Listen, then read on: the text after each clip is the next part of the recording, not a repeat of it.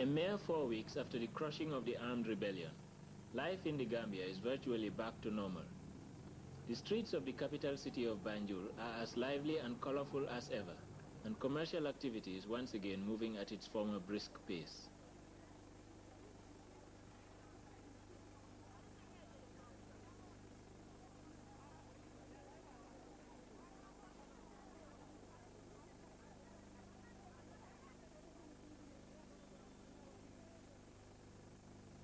Only the sight of Senegalese troops walking about the streets, their motley colored battle fatigue standing out in the crowds, serves as a reminder of the state of emergency declared by His Excellency President Sir Dawda Jawara.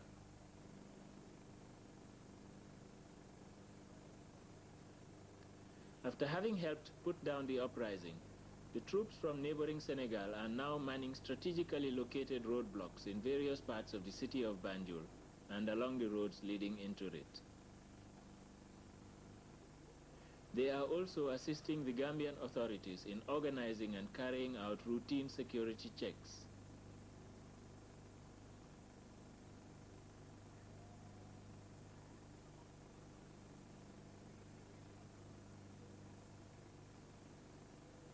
These checks have already yielded large quantities of arms and ammunition recaptured from rebel forces, most of whom have been detained and are awaiting trial.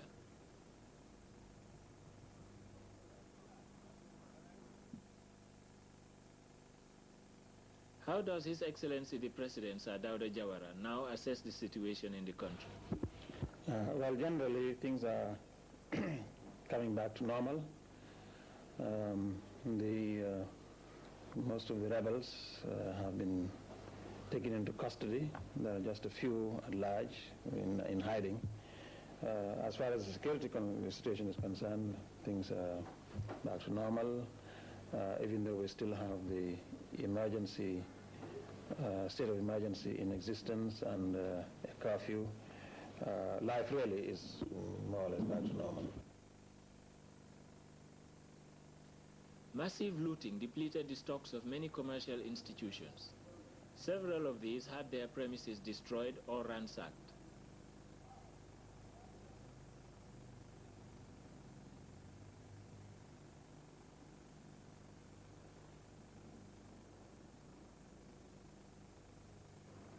The long-established French firm of Morel and Prom once stood here.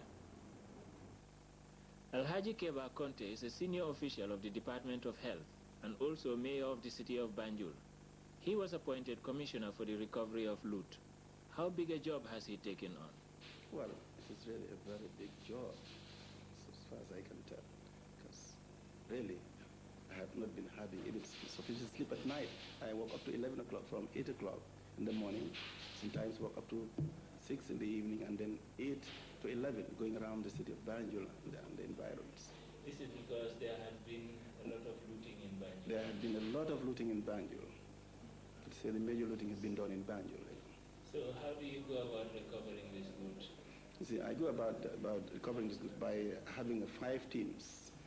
These teams consist of one representative representing the commission, a set of constables, about 3, and 5 laborers in each lorry. And we divide each constituency into 5. At least we do about 5 streets a day.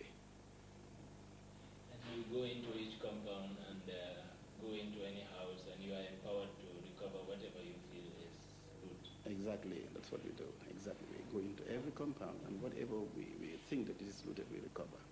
So far, how much have you recovered? Well, a very large quantity. I cannot say because really I have not recorded everything because the quantity is very large. Can you give us a rough idea of the range of things you have been getting? What sorts of things? Well, we have been having textiles, electrical appliances, and many, many other things. Anything that you can see in the shops in Banjul, for that matter, has been almost looted. Every item, foodstuff as well. And what do you think is now going to happen to what you have recovered? Well, what we have recovered, we think those that can be identified can be returned to their owners, but those that cannot be, I think, must be auctioned. And have you so far positively identified things as belonging to specific organizations and businesses? Oh Yes, certainly we have. We have, especially the electrical appliances. We have one problem, that is textile, because you have bills of goods which belong, the original owner is CFO, but you have other business people who can buy from CFO, and these people have been looted as well. Well, that's going to create some problems. So that's going to. So you think probably the textile will have to be sold? I think so. I think so. I think so, because it wouldn't be fair to give all the textile addressed CFO to CFO, because there are other people like many other farms in this, petty traders in this country, they buy from the CFO, and some of them have been looted as well. And how much more do you think is still outstanding that you haven't got yet? Well, so far, what we are recovering at the moment is really very little. I am intending to proceed to the Combos, where I haven't been yet. But I am still holding on to listen to His Excellency, the President.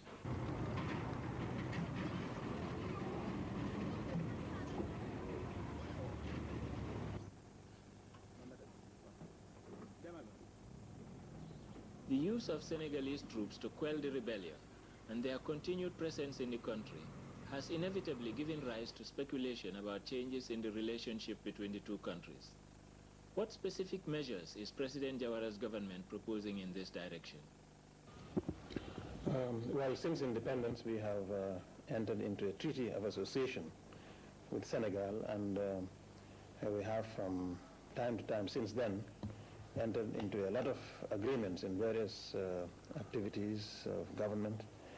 But the time has come, I think, and this has been emphasized by the recent events, when we should have a closer look at this arrangement and see what progress we can make towards the closer relationship between the two countries.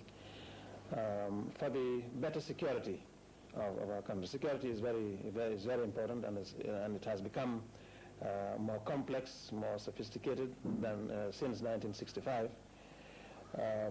So I have, in the light of this, made a proposal that the Senegal and the Gambia should look at a confederation, that is establishing a confederation between the two countries, whereby each country would maintain its sovereignty and independence, while at the same time sharing more closely certain activities of government, for example, in the areas of security and defense, and maybe in other areas as well.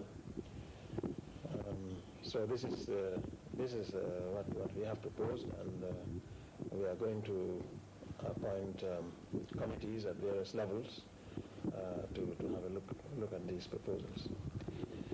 Your Excellency, you have a well-earned reputation for commitment to principles of human rights and the freedom of the individual. Do you see a clash here between the new tighter security arrangements and your love for human rights? No, there should be no fundamental conflict between tightening the security situation, which is a must, and giving due respect to human rights, to democracy, and so on. I'm a firm believer in democracy and respect for human rights. And as long as conditions permit, I mean, as far as I'm concerned, I still believe in these principles. And the fact that we certainly need to tighten our security and defense arrangements does not mean that we should jettison these principles. Would you say the armed rebellion, the abortive rebellion, has damaged the international reputation of the Gambia somewhat? Well, yes, it has certainly tarnished our image as a stable country, and coups and things, just the opposite of stability. There has been some stability, so it has tarnished our reputation as a stable country, and we have to be careful it doesn't tarnish our reputation as a country that believes in democracy and human rights. Would you say the chances of the Gambia overcoming this tarnished image are good? Well, yes, I think we will overcome this if we are now back in control, and we have plans to tighten security and so on, so that this country and its people will continue to enjoy peace and stability, and the fact that this episode has happened need not damage our image permanently. And I think we are fast making a recovery. It's up to all Gambians really to do what we can to recover from this episode, so that we re-establish our image as a peaceful, democratic, stable country, believing in respect for human rights. Would you say the response of the international community to this crisis has been sympathetic on the whole? Oh, yes, very sympathetic. I think I was very, very satisfied and very proud that the international community has shown a great deal of sympathy, not only because of our past record in the field of democracy and international diplomacy, and in the part that we have as a small country managed to play on the international scene. All has resulted in a very favorable international reaction, and I'm sure the future augurs well, since we are sure to continue to receive international support to re-establish peace and stability in this country, and to re-establish our image as a stable, peaceful country believing in democracy and respect for human rights. Your Excellency, thank you very much. Thank you.